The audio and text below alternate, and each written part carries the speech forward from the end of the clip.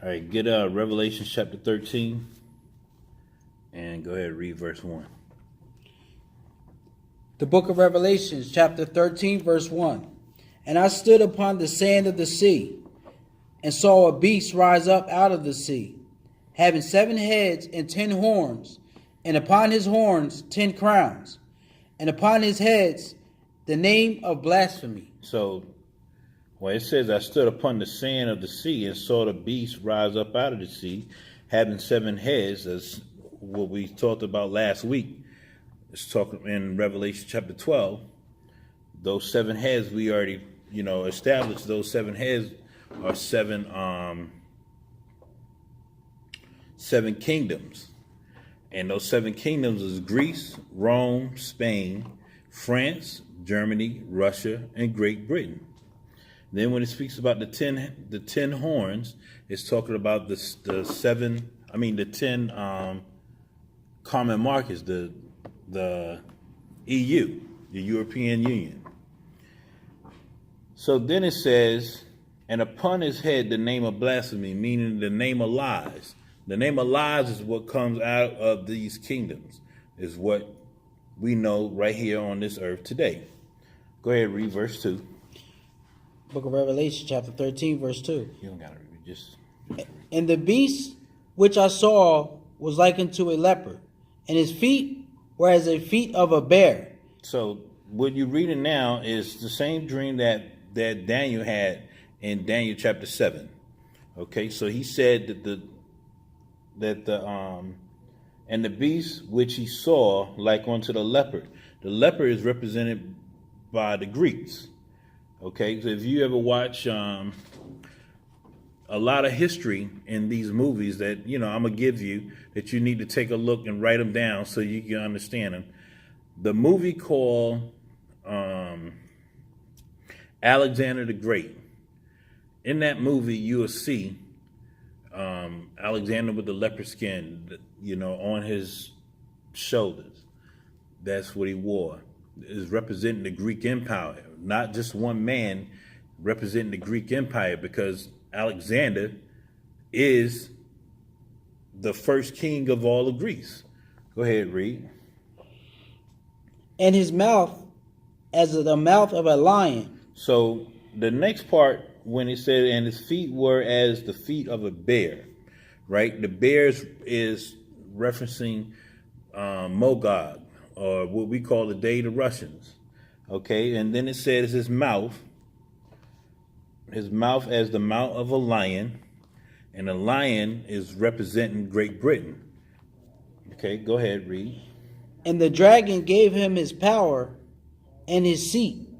So the dragon, the great dragon, which we know is that old serpent, which is Satan, gave them the power to be able to do these wonders that they've done in the world. So go ahead, read that again. The dragon gave him his power and his seat and great authority. Right, so that's what we have. Let's go to the book of Luke real quick. Hold what you got. Let's go to the book of Luke.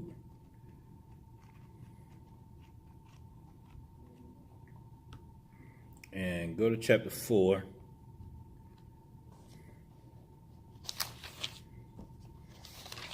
And I want you to read verse 5 through 7. The book of Luke, chapter 4, verse 5. And the devil, taking him up into a high mountain, shewed unto him all the kingdoms of the world. So in a moment of time. So the devil took who up? He took Christ up into the high mountain. And he showed him all the kingdoms of the earth. Go ahead, read. And the devil said unto him, all this power will I give thee. He said what? All this power will I give thee. So he's, just as you see right here in Revelations chapter 2, when he said the dragon gave him his power and his seat and great authority, he offered the same thing to the Messiah. He offered the same thing to the Messiah. Go ahead, read that. You was in verse 5. Read the whole verse over? Yeah. And the devil, taking him up into a high mountain, showed unto him all the kingdoms of the world in a moment of time. Uh-huh.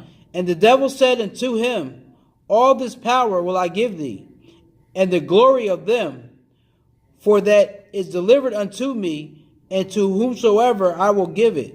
Whomsoever he will give it to. Go ahead.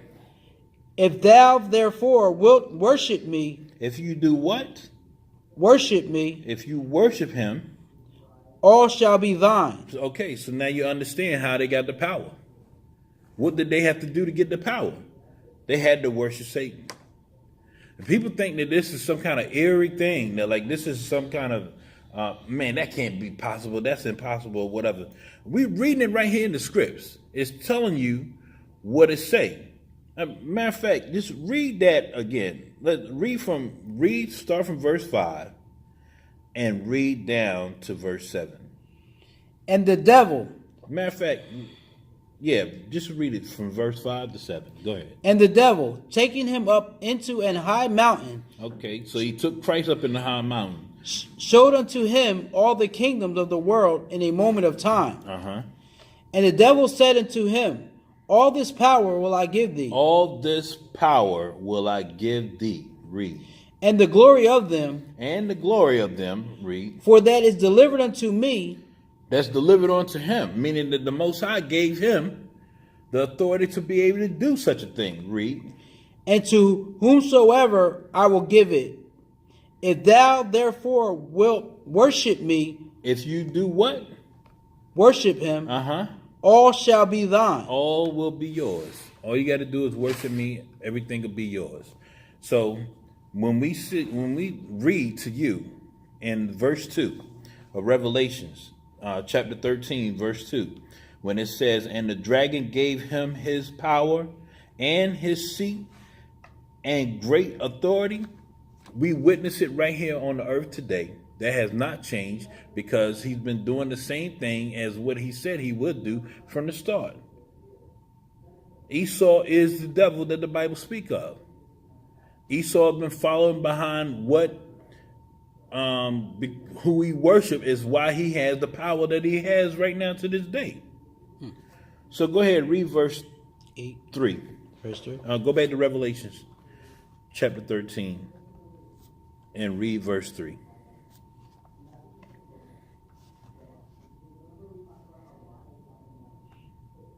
Chapter 13, verse 3. The book of Revelations, chapter 13, verse 3.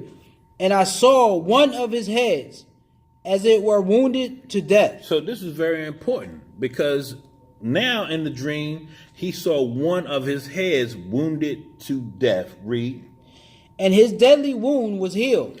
So let's back it up. When it says, and I saw one of his head as it were wounded to death, right? It's talking about talking about the Roman Empire. When the Roman Empire fell. See, when Septimius Severus came into power, Septimius Severus, along with, during the time of Marcus Aurelius, is when Rome was in its worst state. That's when it was in the time of the beginning of their decadence. When you had all kind of evil just going on. Bad management of the money, everything that was happening in Rome started happening during his time. Also during that time is when you had a whole lot of uprising going on in Rome at that time, because you had a lot of slaves that were fighting in the gladiatorial games. And these slaves, they was trying to overthrow the Roman Empire. And it was little coups here, little coups there, the zealots. All of these, which in history was taking place. But there came a time when it became successful. And that time when it became successful is when Septimius Severus came into power and overthrew the Roman Empire in 193 AD. That's when he started shutting it down, and then that's when the tide started to turn. So go ahead and no, don't read no more. Right here, when it says, and I saw one of his heads as if were wounded to death, and his deadly wound was healed. That deadly wound that under the Roman Empire, when he was healed, came from what we now call Babylon the Great, the mystery great Babylon, which is America. Everything that those nations that we mentioned before, Greece, Rome, Spain, France, Germany, Russia, Great Britain, everything that they did from time of Rome, the Greeks started with their democracy. They brought forth democracy and unifying all those Edomite nations together. The Greeks did that. The Roman Empire turned them into a great fighting force to sustain as they have been for many years. Then Spain came. All the mistakes that the Greeks and the Romans made, the Spaniards took that and used it to their advantage to make it better. When Spain fell, then came France. They did the same thing as the other three before them, the other three heads before them. Every time they raised up a head, it made the original kingdom stronger than what it was before. So they got to America, which became the superpower that nobody could take down. That's why in Romans 9, that this great superpower was compared to the Egyptian empire, because no other nation could come against the Egyptians to take them down. It took God to take them down. It's why he said the same reason he brought up the Pharaoh is the same reason he brought up Esau, meaning this kingdom right here that we live in is the kingdom, the great kingdom that the Most High going to have to take down himself, well, the Messiah. So go ahead and finish 3 and continue on into 4. And all the world wondered after the beast, and they worshipped the dragon, which gave power unto the beast. So they worshipped that dragon, which gave power to the beast. Read. And they worshipped the beast, saying, Who is like unto the beast? Who is able to make war with him? So they made it real clear. Who is it that's out here that can take us down? Who is it out here? Nobody, because everybody that tried, they totally destroyed them. Greece ran through the Persian and the Medes empires like hot butter a knife through hot butter. He ran through them like they were nothing. Then after he conquered the Persians and the Medes, those are the great empires where from Xerxes, Darius, all of those kings. These are real people on the earth. These ain't no fairy tale. This is real history that took place on the earth that was prophesied before these things actually took place. So once that happened, once the Greek Empire took them down, then the Roman Empire came in and they start to even unify those nations even more, bring them back together. If you look at any movie, like say for instance the Lost Eagle or whatever, the Roman Empire, whatever the case, or the 13th Legion, you watch any of those, you'll see in the movies where they were bringing, this is their history. Rome's main objective was to not only just gain land, they wanted to bring all those nomad tribes to be under one rule. That was the whole purpose. That's what they were doing. Go ahead, read. Who was able to make war with him? Yes. And there was given unto him a month speaking great things and blasphemies. A mouth. Speaking great things and blasphemy. So that mouth that he has even to this day is what we call propaganda. The media. These are the ways that he's able to speak these great wonders. Back then, they were just using paper flyers or whatever the case may be. When you had the picture of Caesar Borgia portrayed as he is the Christ, when that's a lie. But that thing was going around from 1490 all the way up to now, to this day, to this very day. That's how you speak great lies. That's how you're able to do what you're doing. Everything that they do, especially if you're the winner of these wars, you're able to tell your story. Doesn't necessarily mean it's going to be the truth, but you're able to tell your story. And therefore, everybody going to believe you because you the victor. Go ahead, read. And power was given unto him to continue 42 months. Read. And he opened his mouth in blasphemy against God, to blaspheme his name and his tabernacle, and them that dwell in heaven. And it was given unto him to make war with the saints, and to overcome them. Right here when he's speaking, and he said he opened his mouth in blasphemy, meaning speaking the lies against the Most High, to blaspheme his name and his tabernacle, and them that dwell in heaven. So, how you blaspheme the Lord's name? Number one, you change what the Lord looked like. That's one way you blaspheme his name.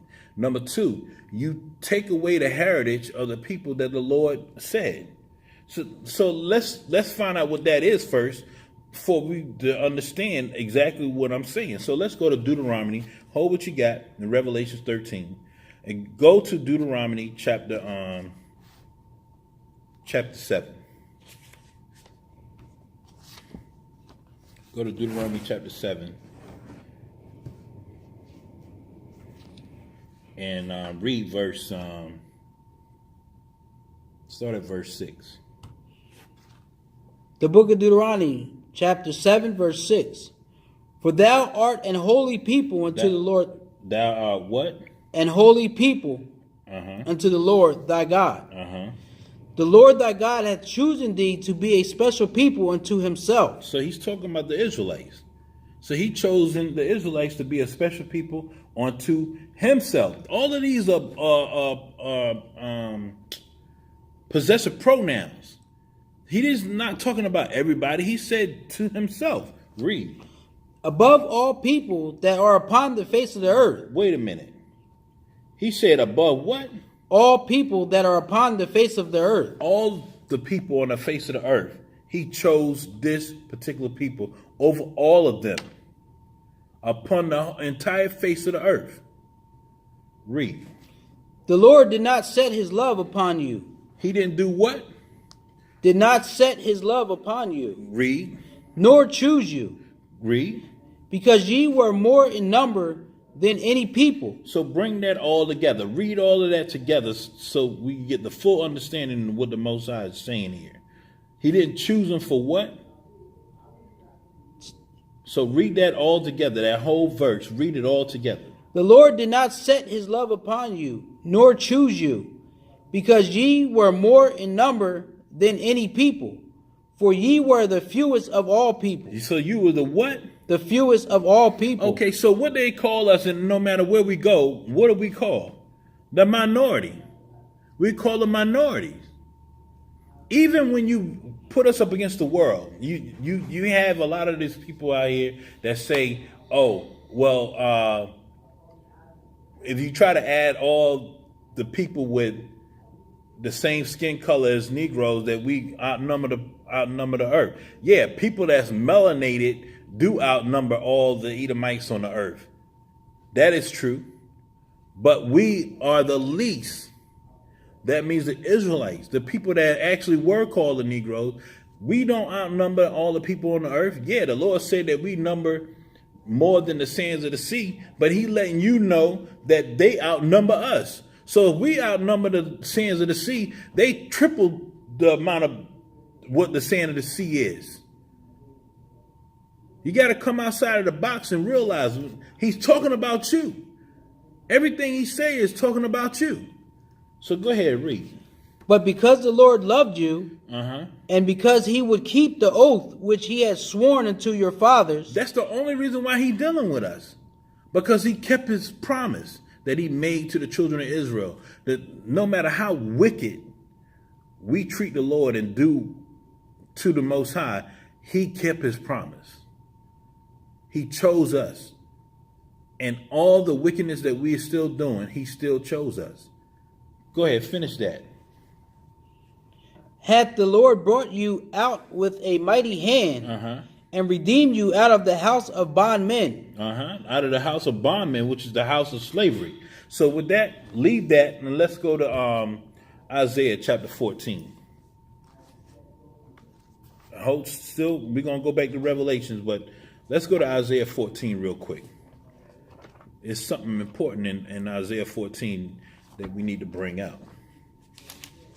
I want you to go to Isaiah chapter 14, and I want you to read verse 1.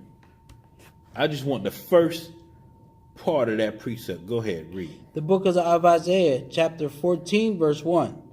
For the Lord will have mercy on Jacob. So Jacob is the forefather of the 12 tribes of Israel. Read. And will yet choose Israel. So he, despite all the evil that we've done, he's still going to do what? Choose Israel. He's still going to choose Israel. And he's going to do what with us? Set them in their own land. So he's coming back to get us. When our ancestors out here singing Swing Low, Sweet Chariot, they were singing. They wasn't singing it because they had nothing else better to do. They were never taught how to read or write, but they knew this. They didn't just come out of nowhere for them to know it. They knew it from what they know of the Lord. We are spiritual people. It's automatic. So go ahead back to Revelations. Let's go back to Revelations and I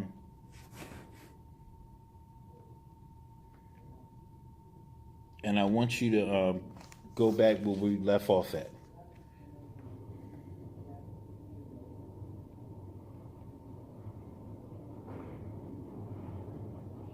In Revelations chapter 13, verse 6. And he opened his mouth in blasphemy against God. To blaspheme his name and his tabernacle and them that dwell in heaven. Okay, so stop right there. So another way that he was able to do that is calling himself something he wasn't.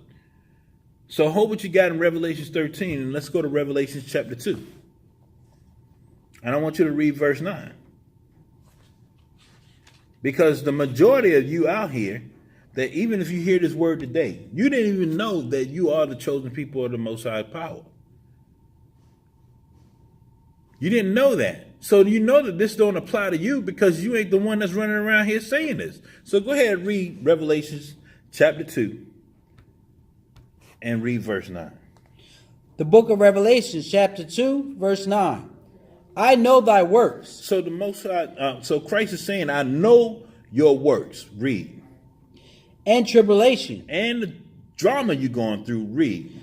And poverty. And the fact that we're in a poor state. We're in a poor state when it comes to economics. We're in a poor state when it comes to our minds. Read. But thou art rich. But we're rich because we are the children of the Lord. That's why he said what he said. But thou art rich. Read. And I know the blasphemy of them which say they are Jews. So he know the blasphemy. That means the lies that say they are what? Are Jews. They say that they are the Jews. But what? And are not. And what? And are not. But are the synagogue of Satan. Synagogue of Satan. You the church of Satan. So we're not the ones running around here saying that who we are because we never knew. You didn't know that until the brothers started teaching you. The brothers and the sisters started showing you that you are the people of the Lord. So he's telling you right here, the people that's running around here saying that they are the Jews, that they're not. They're the synagogue of Satan. So let's go to Revelation. Just go one page over and read verse 9. Revelation chapter 3, read verse 9.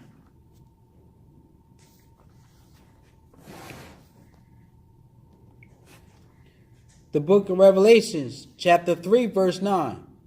Behold, I will make them of the synagogue of Satan, which say they are Jews and are not. So that ain't talking about you. It's talking about the people that say that they are. Read. But do lie. But they what? But do lie. Behold, I will make them to come and worship before thy feet. What he's going to do with them? Make them to come and worship before thy feet. That time is coming. It is coming. Read. And to know that I have loved thee. That he did what? That I have loved thee. Read. Because thou hast kept the word of my patience. I also will keep thee from the hour of temptation. That's right, because that's what he's going to do. That's what he's going to do. What you got to understand about being saved, when people say you being saved, okay, it doesn't mean that that he's saving you from the salvation that people believe of you getting the kingdom. We're going to hear what the Bible say about what being saved is. Let's go to Luke chapter 1 and verse 68. And hopefully this will be able to clear it up for you what you being saved from.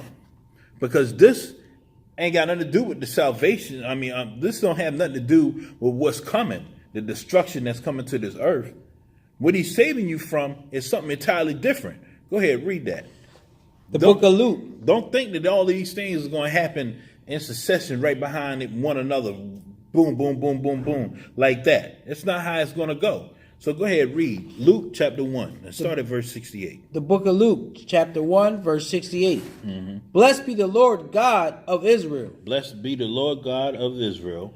For he hath visited and redeemed his people. That's another possessive pronoun. He visited and redeemed his people. When you're redeeming something, that means you are saving it. You're rescuing it. Read. And hath raised up an horn of salvation. That horn of salvation is Christ. Read. For us in the house of his servant David. As he spake by the mouth of his holy prophets. So from Genesis all the way to Revelation, he's been speaking the same thing. Ain't nothing changed. That's what he spake by his holy prophets. His holy prophets didn't come from other nations. They were all of the same nationality. They were all Israelites. Read. Which had been since the world began. Since the what? Since the world began. Read. That we should be saved. That we shall be what? That we shall be saved from our enemies. From our what? From our enemies. So, what does being saved from your enemies got to do with the lake of fire, or being saved from the damnation that's coming? It's not talking about that. When you being saved, you're going to be saved from your what? From our enemies. From your enemies, the people that put you in the conditions that you in. That's what you're going to be saved from. Read. And from the hand of all that hate us. That's every Israelite that's going to go through this. That's how you're going to know. And all those ones that's running around out here talking about, oh, no, I'm not no Israelite. I'm not this. I'm not that. There's nothing you can do about your bloodline. You're going to find out that day that you are the people of the Lord. And he's going to save you out of the hand of your enemies and all the people that hate you. No, nowhere does that qualify you to still skip that second death. This event doesn't qualify you for that. All of Israel is going to be saved. It's going to be saved for one reason. Because now you're going to be judged by the Most High. After all of this is done, you're going to be judged by the Most High. So that's why with all the people that wasn't keeping the commandments, that's when all that thing come into play now. Because see, the same thing that happened in Egypt is the same thing that's going to happen again. It's going to be another Exodus. When all of our people were saved out of Egypt during the first Exodus, it had nothing to do with if they did anything good or they did anything bad or they did something right or they did something wrong. The whole nation of Israel was saved at one time. They were all brought out of Egypt at one time. And then while they were in the wilderness in them 40 years is when they start dying and never made it to the promised land, which was Canaan, which they call today Israel. The Lord gonna do the same thing. All the Israelites are going to be saved out of this bondage that we're in, from the enemies that we have, from the people that hate us. You're going to know who you are. Then you're going to be judged. So don't think because the Lord saved you out from your enemies and saved you from the people that hate you, that you automatically in. No, sir. No. Now, after that happens is when you're going to start sweating because you know that you ain't been keeping the commandments. You know you wasn't doing what the Lord said. Now that's when all that comes into play. This is when it really matters. So now let's go back to Revelation chapter 13 and let's read verse 7. The book of Revelations, chapter 13, verse 7. And it was given unto him to make war with the saints. So he did that. He made war with the saints. And to overcome them. And he did that too. Read. And power was given him over all kindreds and tongues and nations. So please tell me, on the earth today, this one particular man who is Esau, who we call today Caucasians, what people rule over them? Anywhere in the world. No people do. The Japanese don't rule over him. The Chinese don't rule over him. Africans over in the continent of Africa don't rule over him. Arabs don't rule over him. He ruled over every kindred. What the scriptures say? Every kindred, every tongue and nations on the earth. They all answer to him. When you want to trade, you got to answer to him. When you want to come up with any war, whatever that you want to pose on another nation, you got to go through him. You got to deal with him. Anything that's moving and shaking in the world got to go through him. It doesn't matter if he's American, if he's German, if he's Russian, if he's French, if he's Spaniard. It doesn't matter. They all the same people. They just speak different languages, but they the same people. And they the ones, the movers and the shakers on the earth. The quicker that you get that through your mind, the quicker you will see how all of this comes into play. The scriptures is telling you exactly who is doing what. And you, for some reason, a lot of our people out here, they just don't get it. You just want to excuse them as if this is not happening. So you ask yourself, the people that believe that, then who rules over him if it ain't happening? Who is it? Who is the nation of people that rule over Esau? It ain't one. There is not one nation on the earth, no one people on the earth that rule over the so-called white man today. There's no one. He rules over everything. He controls diamonds. He controls the oil, all the rare minerals that's on the earth, all the fuel that it takes on the earth. He controls all of that. All those shipping containers that you see on those big mega ships, he controls all of that. All the waterways, he controls all of that. He controls every single thing that's going on the earth. You could be as big and giant as China is today. Well, what sense does it make that you be a big giant superpower and I'm the man that controls the fuel oil? I'm the man that controls that. So Esau controls the fuel oil. I don't care how much big your army is, China. What can you do if you can't fuel your machines to fight me? You can have all the reserve you want to have, but you're going to run out of the reserve. And that's my plan. If I control that, I control your shipping routes for you to trade. You got to come through my Panama Canal to get from the Pacific Ocean to the Atlantic Ocean to trade with the other nations on the earth. If I shut that down for you, guess what, brother?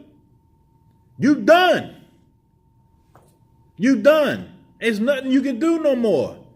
So you can have the biggest giant army on the earth. If you can't put no fuel in them tanks and them ships and them submarines that you got, guess what? The fight is over for you. You got to understand how this man thinks.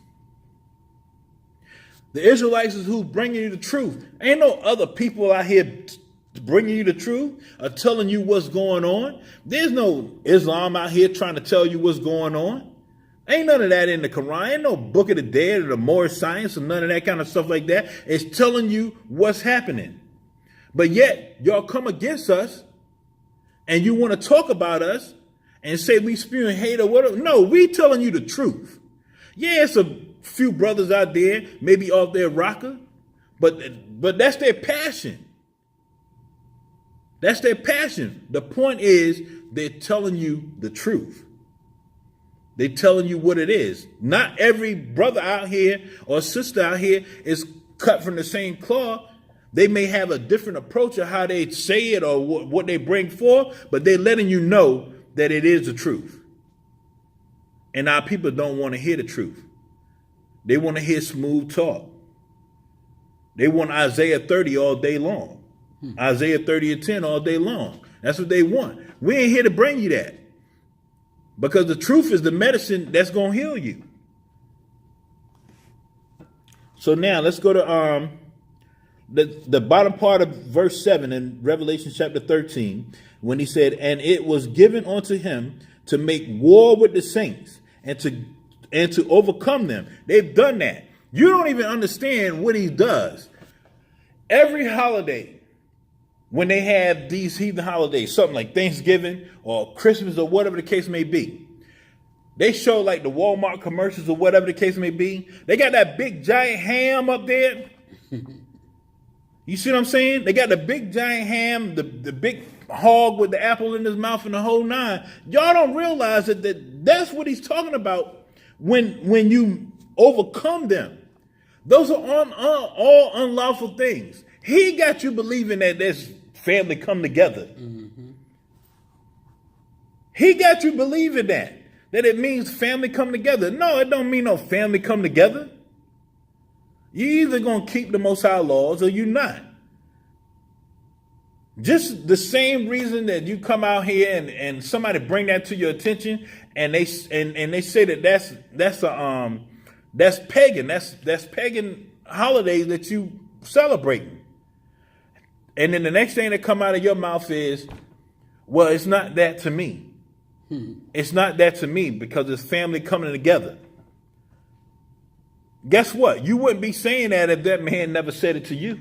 You wouldn't be saying it the same way when we bring up what Christ looked like. What come out of our people's mouth? It doesn't matter what Christ looked like. It don't matter what color he is. It don't matter what color he is.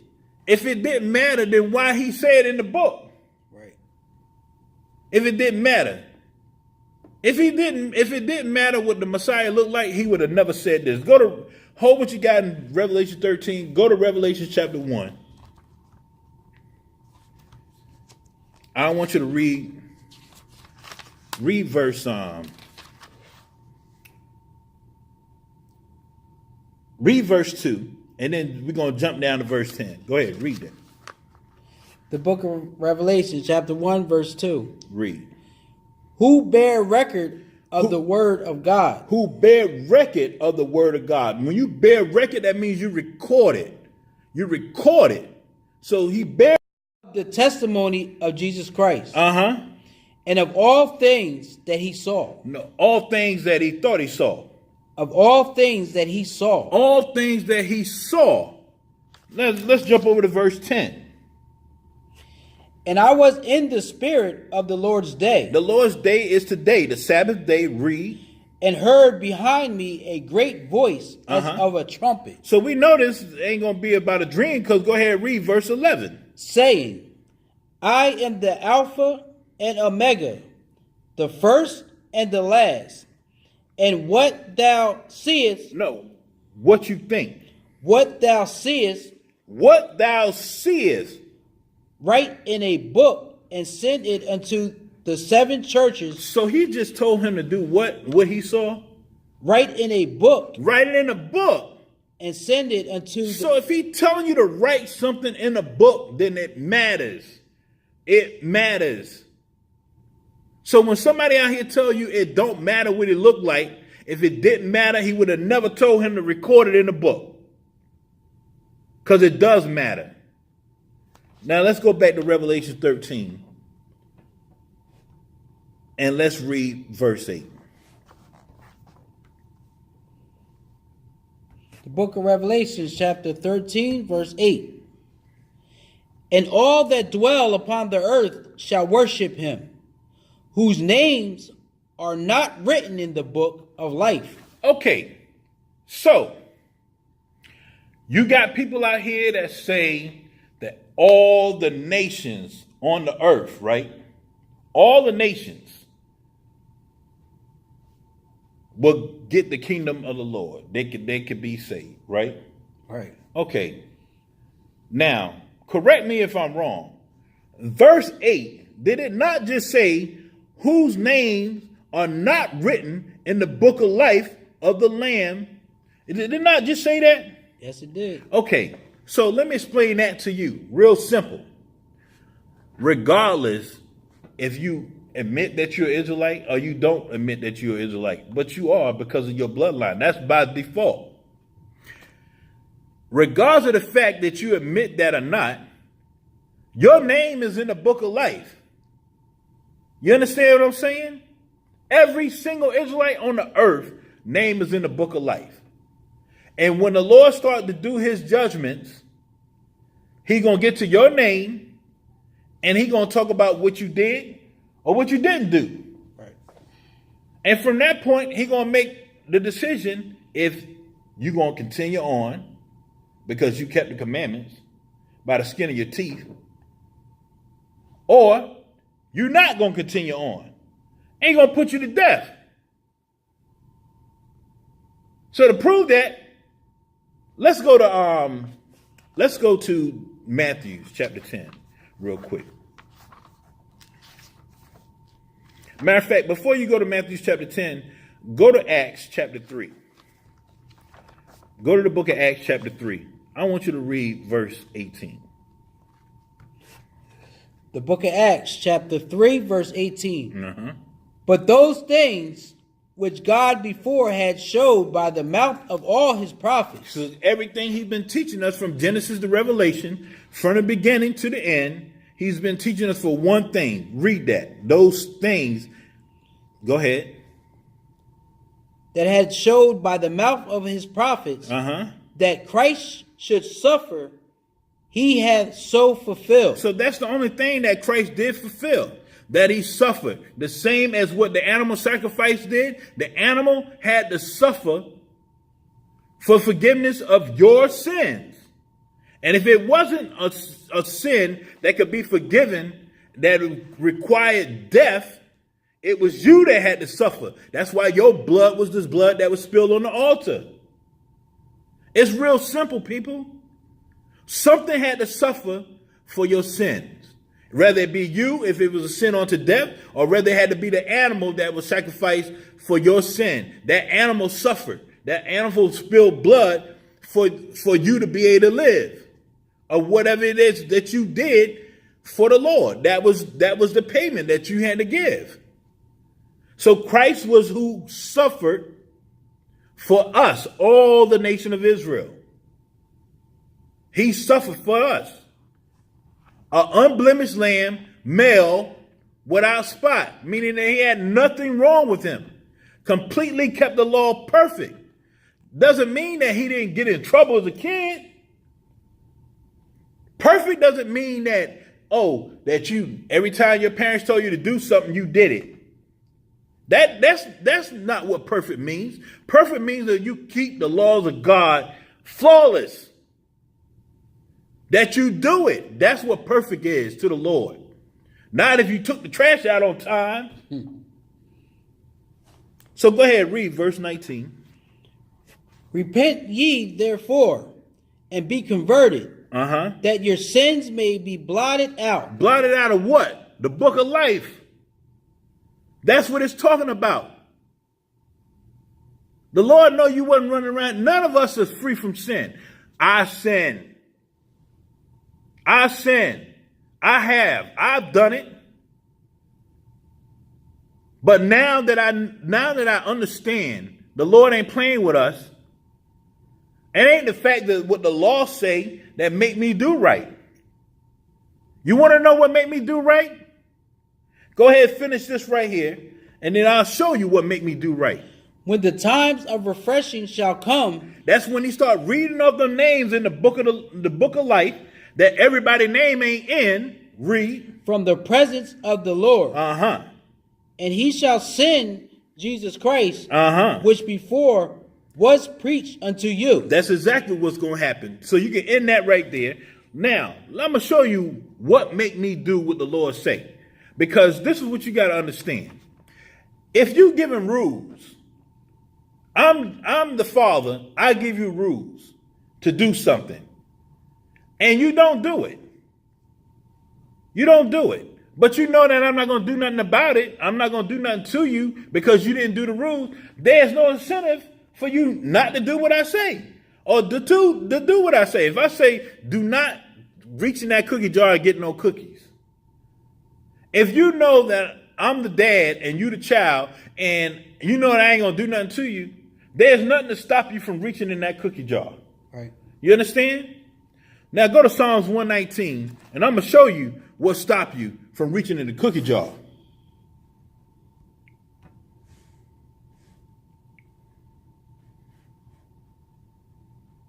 Psalms 119, and I want you to read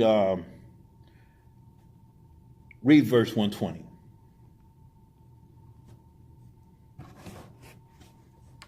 The book of Psalms, chapter 119, verse 120. My flesh trembleth for fear of thee. So my flesh, this flesh that you in, it trembles for fear of thee. The thee is the most high power. Read. And I am afraid of thy judgments. I'm a what? Afraid of thy judgments. That's what make me do what I do.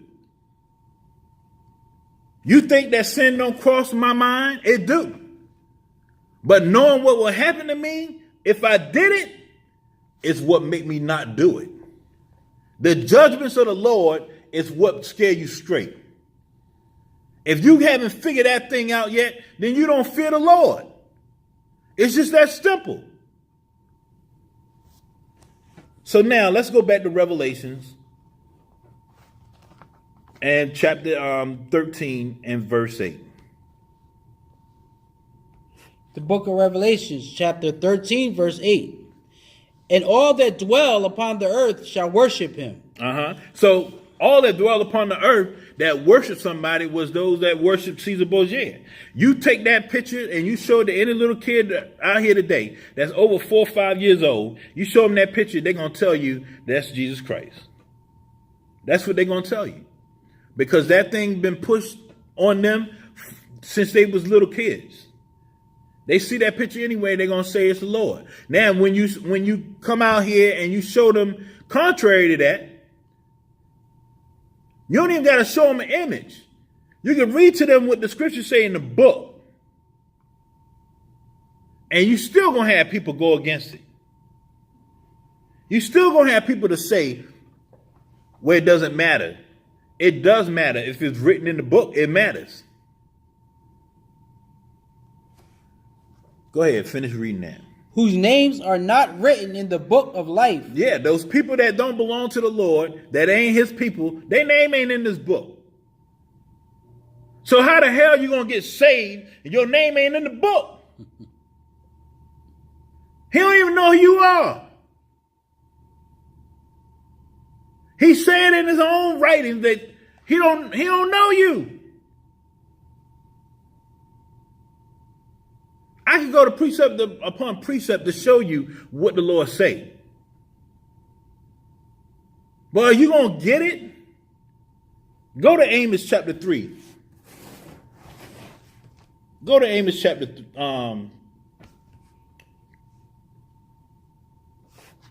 the book of Amos chapter 3. Read that. Read verse 1. The book of Amos, chapter 3, verse 1. Hear his words that the Lord has spoken against you, O children of Israel. O children of who? O children of Israel. So that's who he's speaking to. Read. Against the whole family which are brought up from the land of Egypt, saying, He only brought one family out of Egypt. That was the Israelites. Read. You only have I known. You what? Only have I known. You only have I known. So if he said, you only have I known, you're the only ones that matter to him. That's what he's telling you. Read. Of all the families of the earth. So he just proved it. So every nation that's on the earth, he said, you only have I known. Read. Therefore, I will punish you for all your iniquities. So he's saying that I'm your daddy, and I'm going to punish you for all the wrongdoing you doing. I'm not going to punish the other nations for what they doing, because I didn't give them the rules. I gave you the rules. You have to follow what I say. But no, you want to do what everybody else do. So being that you want to do what everybody else do, I'm going to whip your tail. I'm not whipping they behind. I'm going to whip yours. That's what he's telling you. So let's go back to Revelation chapter 13. And I want you to read verse 9. The book of Revelations, chapter 13, verse 9. If any man have an ear, let him hear. He that leadeth into captivity shall go into captivity. Oh, stop right there. Okay, so who did Negroes, so-called, that they call out here today, African Americans, who did they lead into captivity? Nobody. They didn't lead anybody into captivity. Did Benin lead Negroes into captivity? Yeah. Did Dahomey lead Negroes into captivity? Yeah. Did Edom lead Negroes into captivity? Yeah. Did Moab, the Chinese, did they lead Negroes into captivity? Yes. Elam, the Elamites, those East Indians, did they lead Negroes into captivity? Yes. The Japanese, did they lead Negroes into captivity? Yes. All these, the Arabs, did they lead Negroes into captivity? Yes. All these nations that came against us, you could go to any one of these nations that's on the earth. I just saw online when they were showing IUIC in Russia. Now, I knew from being in the wars that I was in, being in Bosnia and Kosovo, I knew that pictures that was painted in these churches was of us, was in these churches, but I ain't never seen one of us over there other than American soldiers that was fighting for the U.S. That's the only time I ever seen anybody that looked like me. So watching that video and seeing that video, this is the first time I ever seen Negroes in Russia. Like that many. But they still the minority. The Lord said he scattered us throughout the four corners of the earth. Right? Let's go to, who you got? Go to Isaiah chapter 11. Go to the book of Isaiah chapter 11. And I want you to read, let me get it.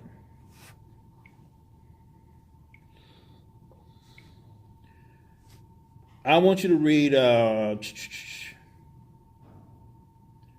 read verse 12. The book of Isaiah, chapter 11, verse 12. And he shall set up an ensign for the nations. He shall set up an ensign for the nations. Read. And shall assemble the outcasts of Israel.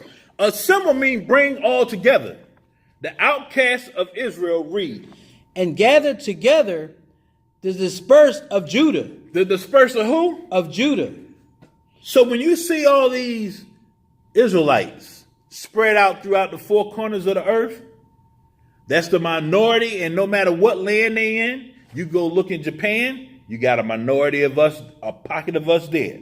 You got a pocket of us in the Arab nations. You got pockets of us in China. You got pockets of us in Russia. You got pockets of us all over the place. And we are the minority no matter where we go. Although the Lord said we are the sands, we are like number than the sands of the sea, we still the least amount of people no matter where you go on the earth. Go ahead and finish that, brother. This Dispersed of Judah from the four corners of the earth. From the what? The four corners of the earth. All right. So let's go back to Revelation chapter 13. The point is, Negroes ain't leading nobody into captivity. Native Americans didn't lead nobody into captivity. The so-called Latinos didn't lead nobody into captivity. Everybody led us into captivity. So the Lord said, what? He said, if any man have an ear, let him hear. So that means everybody on earth that can hear, sign language, whatever the case may be, read, whatever the case may be, you hear this thing. Go ahead, read verse 10. He that leadeth into captivity shall go into captivity. That's real simple. He that leadeth into captivity will go into captivity. So stop trying to run around here thinking you're going to save Becky and Bill. Because you're not. Because that's who you be worried about. You don't be talking about Hong Kong Fooey and trying to get him or Chop Suey. You ain't trying to get her. They all going into captivity. Go ahead, read. He that killeth with the sword. He that killeth with the sword, read. Must be killed with the sword. Maybe. Must be killed with the sword. Must be killed with the sword. I don't understand how can you think that to be any other kind of way. He said it must be done. And when you know the Lord to ever slack on his word. Never. Everything he say he gonna do, he's doing it. Regardless you like it or not. He gonna do it.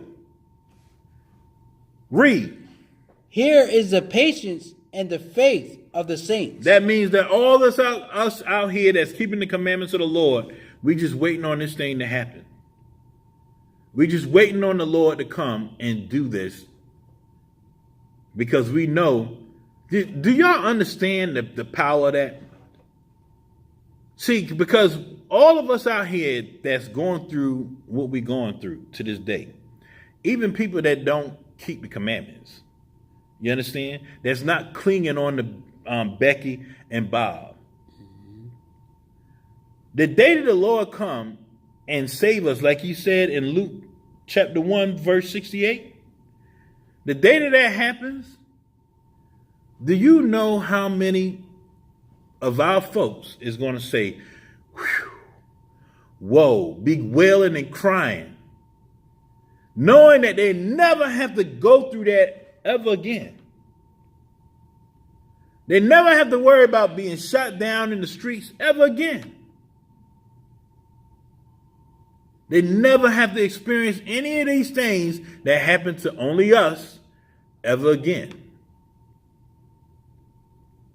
If you didn't believe in the Most High that day, you will.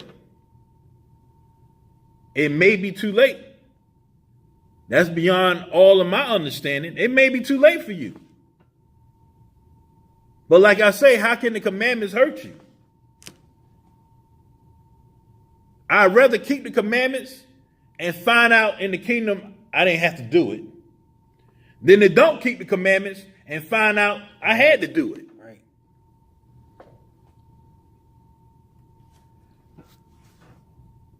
So go ahead, read verse 11. And I beheld another beast coming up out of the earth. Uh-huh. And he had two horns like a lamb. Uh-huh. And he spake as a dragon. So wait a minute.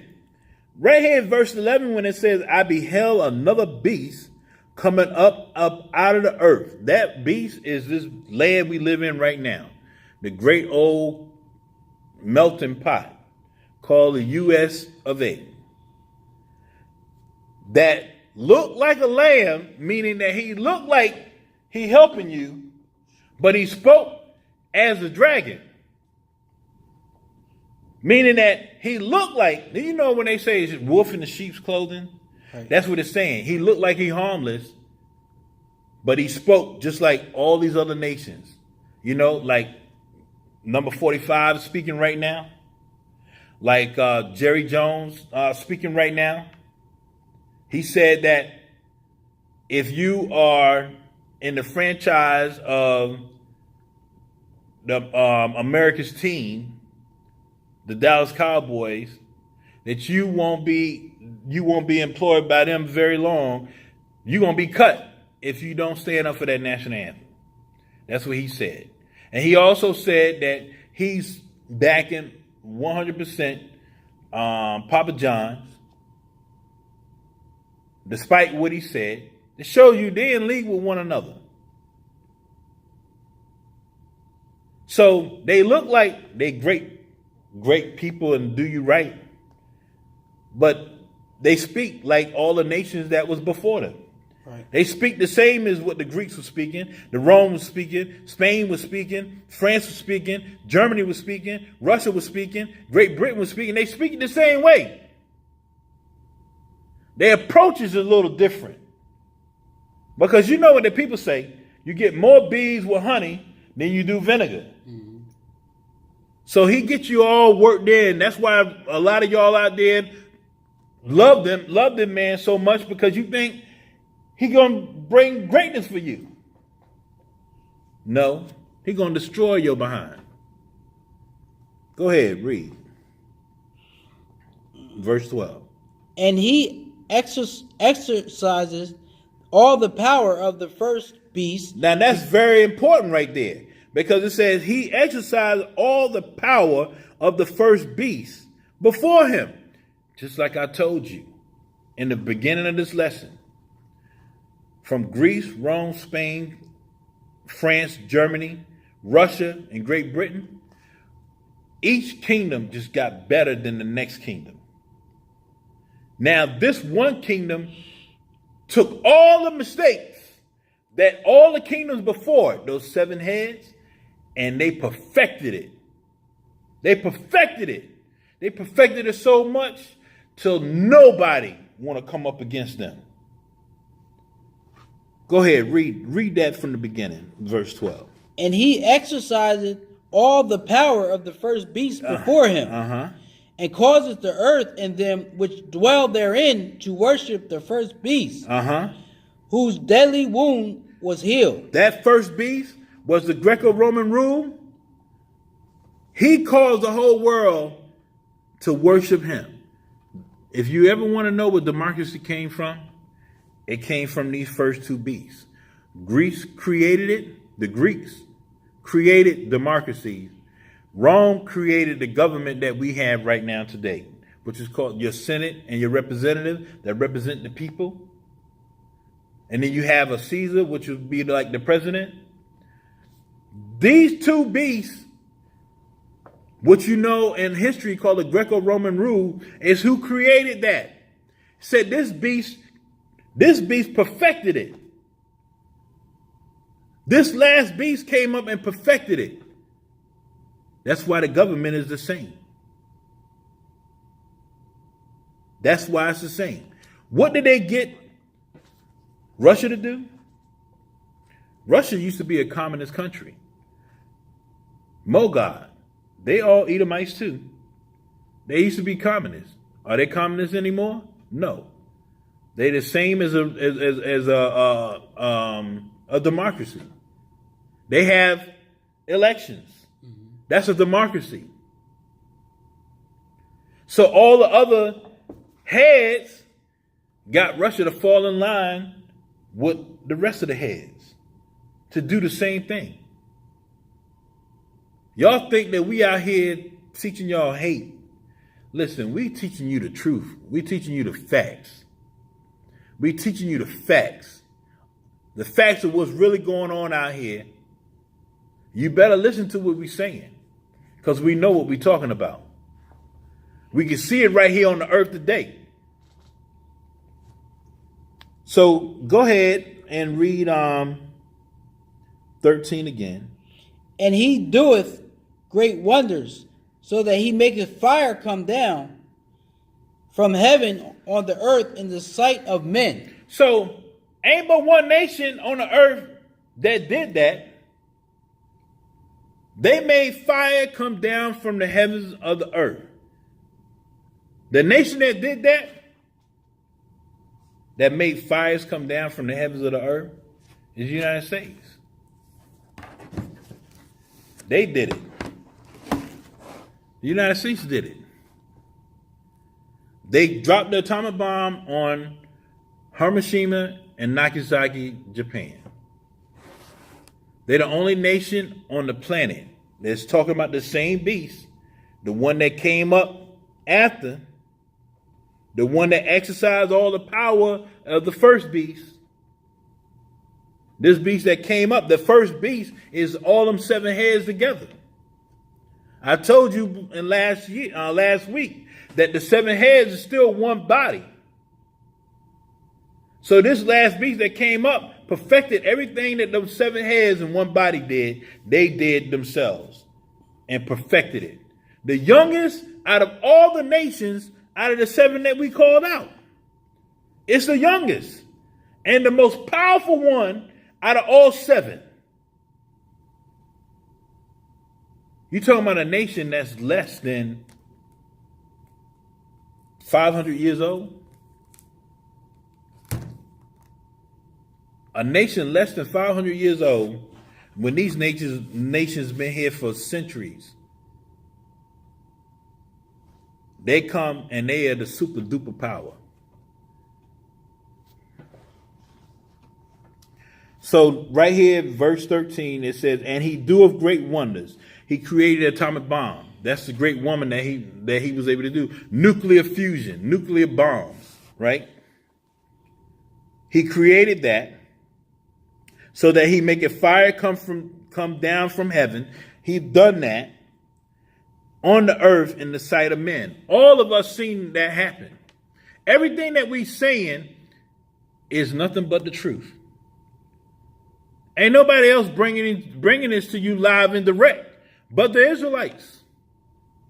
Because we understand, because we keep the commandments. And everything that we saying was written before all these events took place. What book out there that's doing that? None. Yeah, man put the words on the pages, but man can't put these thoughts. Only the Most High can do that. Tell you the end from the beginning. You can't even say what you're going to do and what's going to happen in the next 5 minutes. Where you at? Let alone thousands of years, something taking place exactly the way that the Lord says is going to take place. You have no idea what's going to happen in the next 5 minutes of your life that you live in. Right. You have no idea.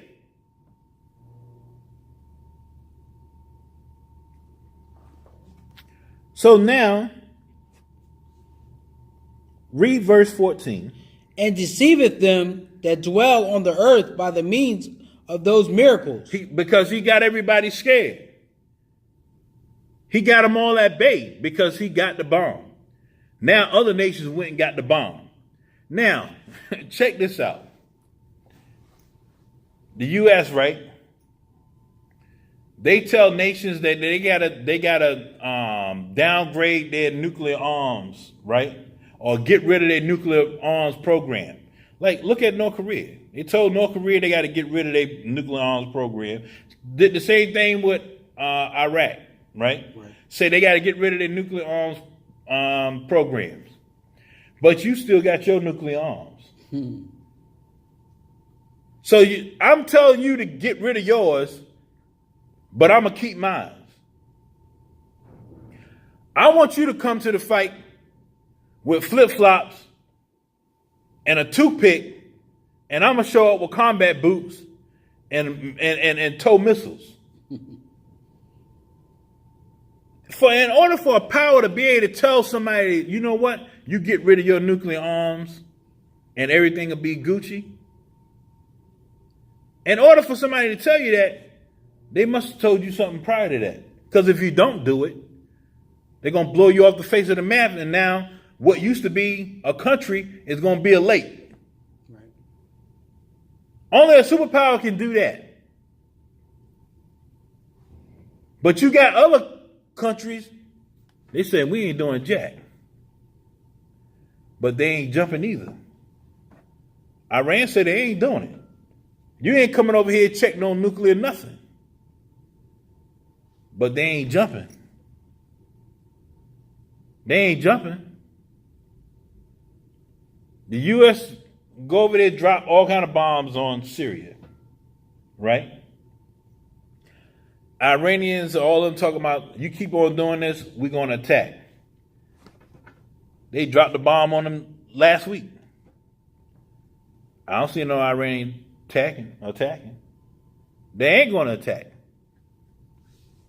Because what, over here, their stick is much bigger than they stick. And they ain't crazy. That's what y'all have to understand. Over here, Mr. Babylon got a real big stick. A real big stick. And the only person going to take down that big stick like it's nothing is the Most High in Christ. That's it. Ain't no other nation going to be able to do it. You may be able to, drop something here, there, whatever, but you ain't going to shut it down. Because when they shoot, they stick back. Trust me when I tell you, I was in the armed forces for 13 years. They got a big stick. And when they fire theirs back, it won't be nothing left for whatever you call a country. It won't be nothing left. And them missiles don't even have to come off the U.S. soil. They got more silos sitting out in the Pacific Ocean, in the Atlantic Ocean, in the Indian Ocean, and the China Sea, North and South China Sea, in them submarines, than you will see on the silos that's here in the U.S. Don't you understand?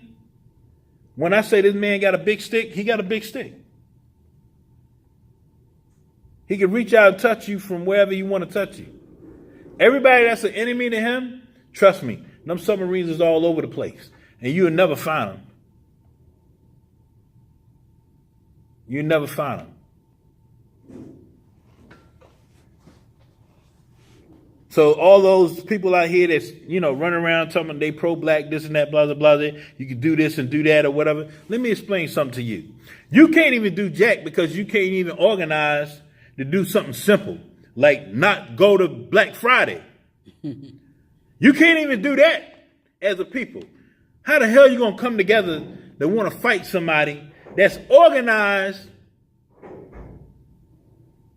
and fit to fight and ready to fight every single day? Get some discipline first. Do that. Be able to practice that and be able to march in a straight line and follow commands. Be able to do that before you even open your mouth talking about what you'll do. You ain't going to do a doggone thing. But get yourself killed. That's it.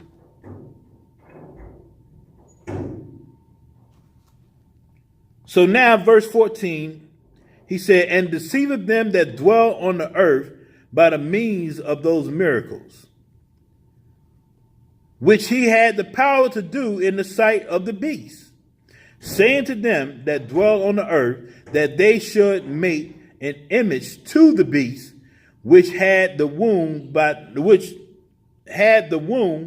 by a sword and did live. That wound by the sword was the Greek, the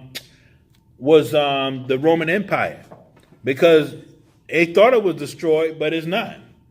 Because it came up strong as ever right here. That's why I said every nation that came up prior to it, that came up after it, came up stronger. So this beast right here came out and was strongest of all. This beast, stronger than all those nations together. That's why I said of the first beast.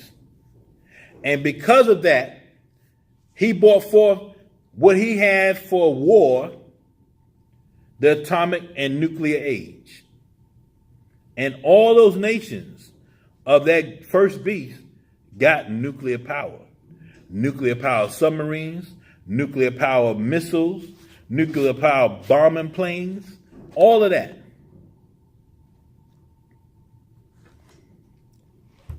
So now when it says that which he had the power to do in the sight of the beast, saying to them that dwell on the earth that they should make an image to the beast. The image that they made to the beast was Caesar Borgia. They made that image and made you worship him. Because that one image alone is what makes you think that all Esau is God. Because all Esau got power. All Esau, everything that's been afflicted on you as a people, been done by Esau. So you think that he had the power because he's the one that oppressed you. He's the one that give you a job. He's the one that fire you. He's the one that give you health care. He's the one that don't give you health care. He's the one that approve your loans. He's the one that give you education. So if he's the one that's doing all of these things, he's the one that make you think that he's God. Right. So go ahead, read verse 15. The book of Revelations, chapter 13, verse 15. And he had power to give life unto the image of the beast. And which he did do that, because we see that image all over the place, and everybody believed that that was the Christ. Read. That the image of the beast should both speak, and cause that as many as would not worship the image of the beast should be killed. Okay, so when you want to speak about the Aztecs, you want to speak about the Mayans, you want to speak about the Seminoles, all of them, the roots. What did they tell them? Your name is Toby. Right. He whipped them to death till he said that my name is Toby. If you didn't worship that image that they brought forth and that ideology that they brought forth, they put you behind to death. We watching it happen right before our eyes right now today. What do they tell those football players? If you're going to protest, you got to stay in the locker room. That's the rule that they're trying to bring out right now. Then you had the other ones come step forward and say, if you don't stand up for the national anthem, you will not play for the Dallas Cowboys. Right.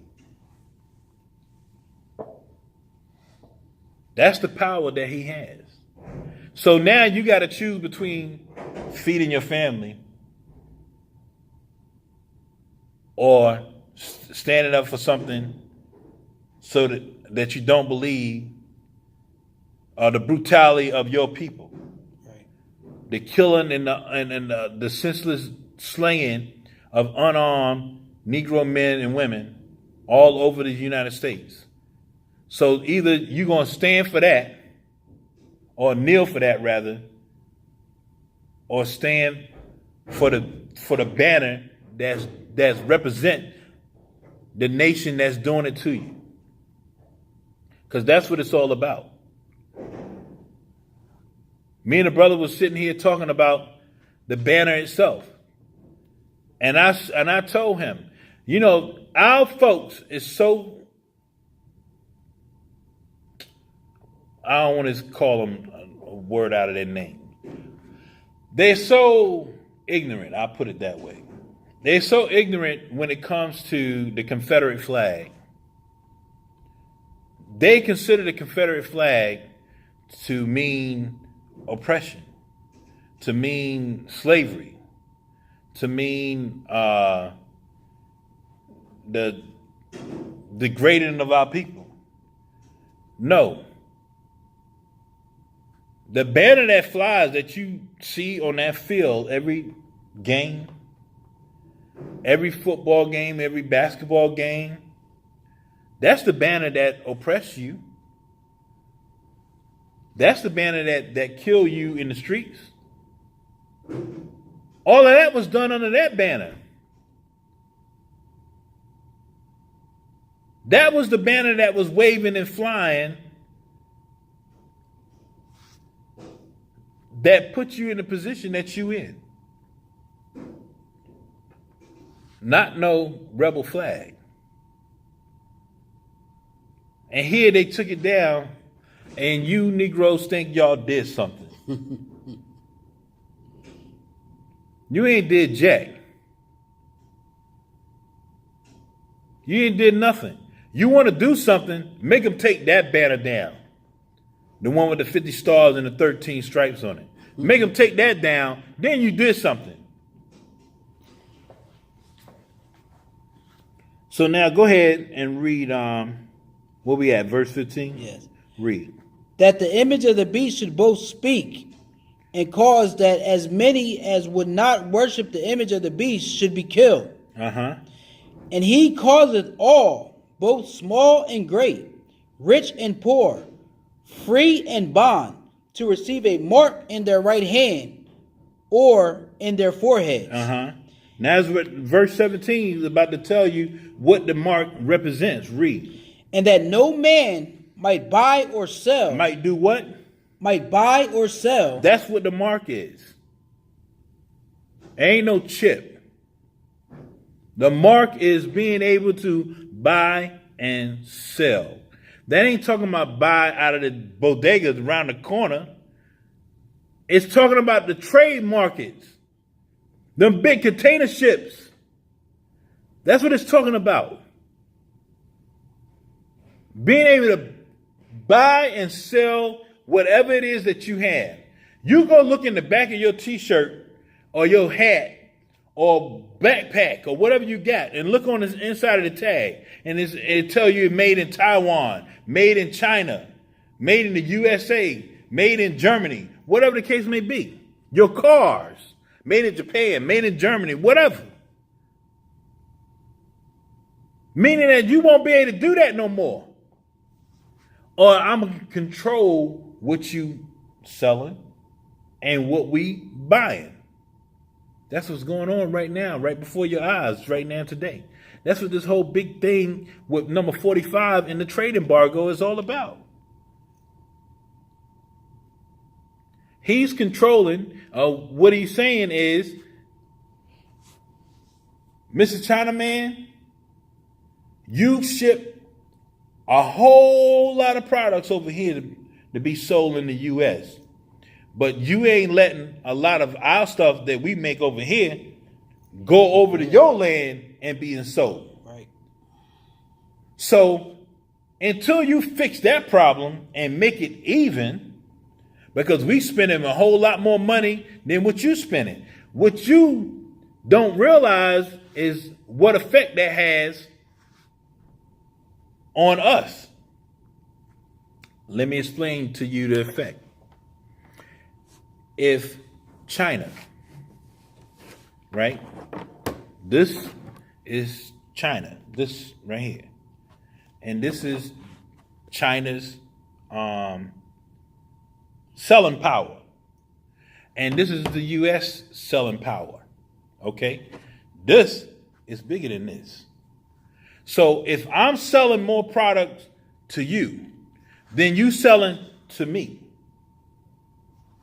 I got more money than you do to fuel my military, to build up my military, to build up my economy, to do all the things that we want to do, to buy more military equipment, to pay to pay for to be able to pay more soldiers in my land. But because I'm getting less from you, I don't have the same power and might to do the same thing. That's why he did the embargo.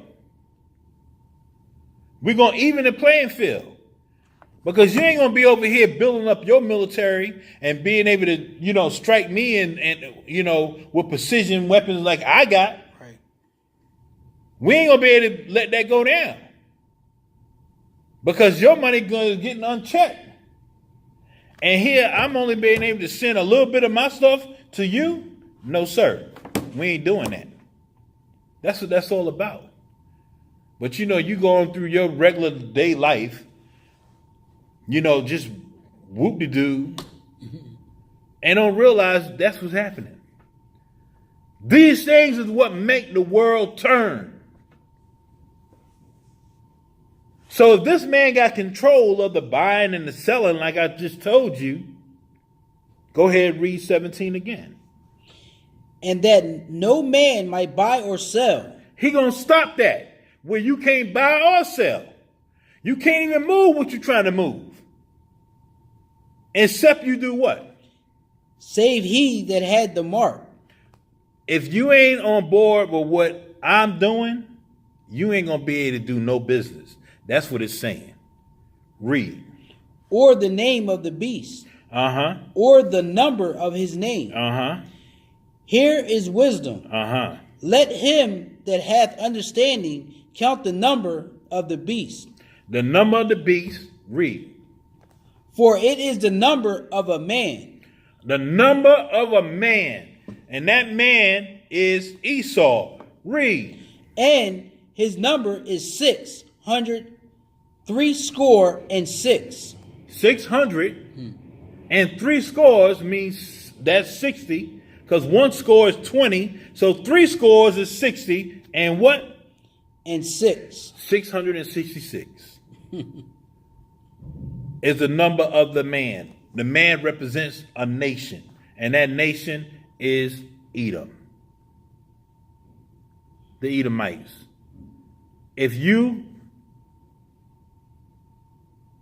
What it's saying is Edom is going to control the market. They're going to block it off. Where you can't buy or sell. You ain't going to be able to do jack unless you get in line with what they want you to do. Mm-hmm. And if you don't get in line with what they want you to do, then you're going to have a big problem. Do you see them with these embargoes going against the other nations? It's against China. Yeah. The other nations might have something to say because they do business with China, but guess what? They're going to get on board with what the U.S. is saying. Right. Did y'all realize that when the war happened in Iraq in 2004, did y'all know that number 43 told the UN, I don't care what y'all say, I'm going to war. You either with me or you not. And he went on about his business and he did what he said he's going to do. Then Great Britain, Russia, Germany, France, Spain, all of them followed him in the war. Remember Tony Blair, Great Britain Prime Minister? Remember he got fired along with Rumsfeld and all of them, they put him out? See, that's what's called damage control. But you think one man can make a whole nation go fight? No, one man ain't gonna make a whole nation go fight. The nation was behind it, but they had to save face and make it look good for the whole world. So they say that, oh, we're gonna blame it all on Tony Blair and let him get fired.